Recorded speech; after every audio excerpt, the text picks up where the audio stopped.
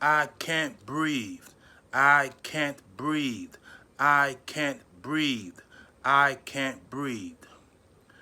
Those were the last words that were said by George Floyd before the murder of a guy named Derek Chauvin. I think that's his name. Former Minnesota police officer who was convicted today of all three counts. Hallelujah. Justice was served today. But even though justice was served today, it does not bring him back. It does not bring Breonna back. Any of the people that were killed in police brutality. This been going on for centuries.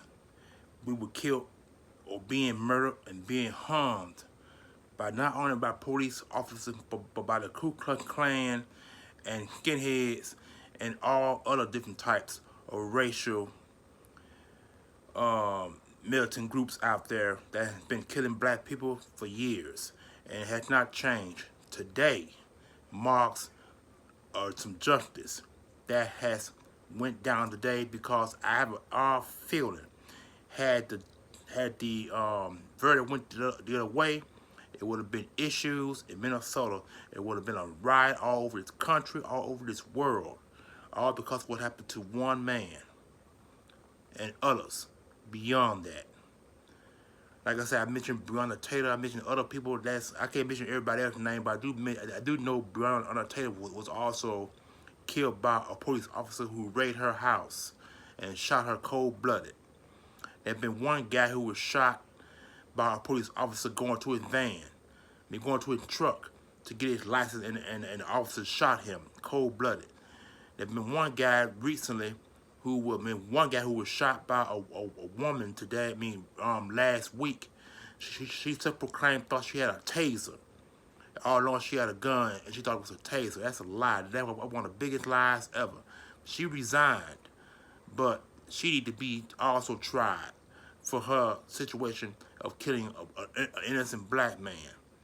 Black folks have been prosecuted for over 500 years. And it ain't gonna change because this was just one step forward. But it's not gonna bring back George Floyd, Breonna Taylor, and all the other people that were killed in police brutality over the years. I'm talking about 500 years. I'm talking about damn near 500 years in 5 centuries. And it's been going on for years. Like I said, I just mentioned racial police officers. We've been killed by a bunch of racial militant groups, the Ku Klux Klan, skinheads, and other groups out there that have been continuing to torture the black man, the African. Today marks some justice, and I am so glad that George Floyd got his due. The man, he can rest now. George Floyd, you can rest now, brother. The person who has put you down, has killed you, is now going to do 75 years to life. And that is a good thing. I pray, hope that the justice system stays the way it has. I hope they don't try to countersue what might happen. I pray, hope that don't happen. I hope he continues to serve his time, because you don't kill black folks all because they did a crime. You don't do that to people. You don't hold them down and stop them from breathing. Even though the guy had a medical condition, that still don't give you the right to hold him down with your knee in his neck on the ground, constantly telling you that he cannot breathe. And you know you hear him that he cannot breathe. You still compressing your neck, your knee against his neck. You got a juggler here. You have to breathe. I mean, this man put force on this man's knee. On this man's neck, and killed him instant. That's instant death. You have no right to do that. And I'm glad the verdict has said guilty, guilty, guilty. Derek Chauvin, I hope you have fun in jail, Because what you did to a black man, an innocent black man, you will pay your debts. And you will do time in jail for what you have done to George Floyd.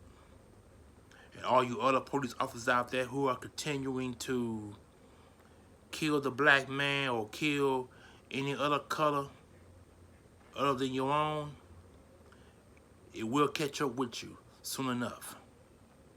It will catch up with you soon enough.